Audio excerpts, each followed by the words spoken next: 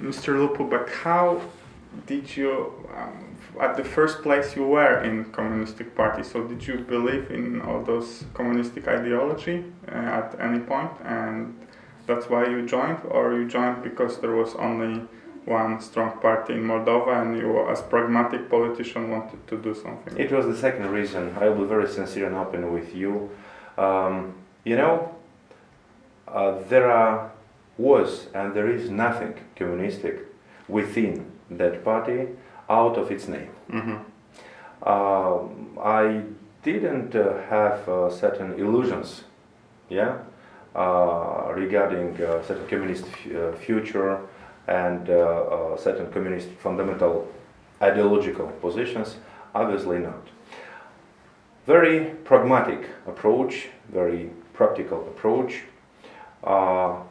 One very interesting party, a strong one, and taking that party as a platform, a starting point, by promoting the necessary internal reforms and transformations. The idea was to transform the Communist Party into European social democratic party. Up to now, I have the same opinion that there were a lot of important premises for doing that.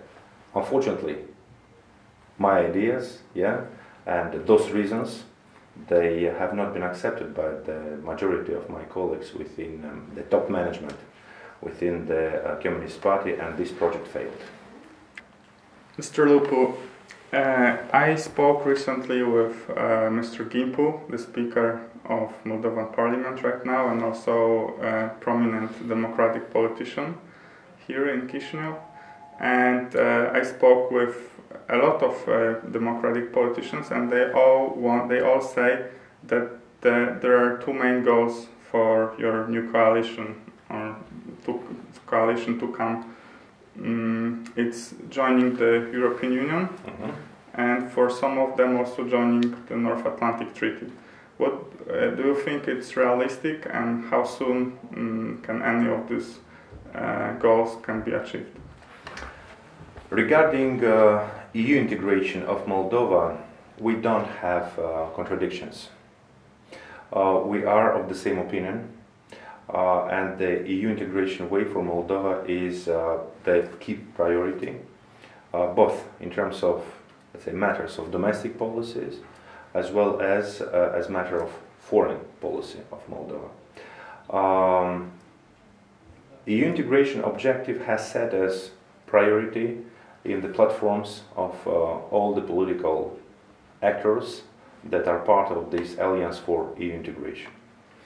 How long this way will be, is a quite difficult, I think, at this stage, even rhetorical question, because we understand very well that the real integration of Moldova within EU is not just a matter of political willingness.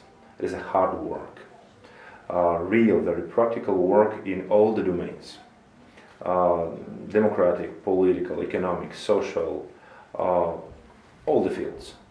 That means the integration should be a very important package of reforms, European reforms, adjusting legislation, adjusting all the functional systems in Moldova. I think that this way will be a rather long one, taking into consideration also the experience of the former candidate countries, the requirements of the European Union within the actual situation. They are higher and higher. We understand this very well, because EU doesn't need weak democratic systems, doesn't need weak economic systems, bearing in mind certain recent examples, and we understand the responsibility of this exercise. There is no alternative way for Moldova, because EU democratic, political, economic, social models are indeed models for the further development of the Republic of Moldova, and will move in that way. Moving on that way, for sure, the Republic of Moldova will need a serious support and encouragement, not only political, this is also very, very important. The recognition of the EU aspirations of our country, but also a very practical assistance and help, like it was done in the case again of the former candidate countries, for adjusting the legislation, for adjusting the economy and many other sectors, and like that to come in line with EU norms and EU standards. Today, EU integration of Moldova, from my personal point of view, to the extent of 70–80%, it is a rather matter of domestic policies. To apply here in Moldova what we are calling EU standards and EU norms. On the short-term perspective, I mean 1–2 years, we count a lot that will start and will develop quickly, but in the very qualitative manner, the negotiations on the new legal and political arrangement between Moldova and European Union that should come to replace the existing partnership and cooperation agreement signed in 1995. It is already an old document that doesn't reflect the current conditions and current requirements. And by doing that, to get a new frame, a new legal frame, a new political frame for our relations with EU, with a special emphasis among different sectors on two issues that are very painful for the Republic of Moldova. To work seriously on the facilitated visa regime for Moldovans, because the population of Moldova, after the last extension of EU, when the border between EU and Moldova came along Prut River, our population was seriously frustrated, having that feeling to be isolated, and we need to overcome that problem. And secondly, also to set the necessary frame for achieving other three freedoms, I mean movement of capitals, movement of goods, movement of people. Yeah.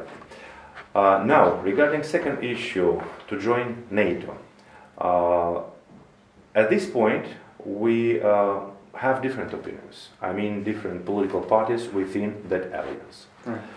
There is nothing, let's say, very, very dramatic, because I don't know around the world an alliance or a coalition without any political contradictions or questions to be debated. Then it would be the one party, not the coalition. Absolutely. The Democratic Party and me personally, we think that Moldova should keep further its ongoing status of neutral state because of many reasons, many political reasons. I mean here our geographical location, yeah. And I believe that the status of neutrality could bring much more advantages for Moldova than disadvantages. Again, I have a very practical, very pragmatic approach here. Also, another problem, the unsolved Transnistrian Yes, problem. I wanted to ask about it. And I understand very well that the influence of our eastern partners is very strong, and they are very sensible to that question as well. This is why we should take into consideration this position if as serious politicians would like to get a sustainable and reliable solution for Transnistrian problem, and finally to resolve the problem of countries' reintegration. In any way, I'm very calm here. I will say why. The modification of the constitution requires 2/3 of votes. That means 61. Okay, 2/3 of votes. Yeah, and will further promote this position expressed by our party and our colleagues within the coalition. As we discussed previously, will have to adjust their political position here and to ensure a balanced approach within the coalition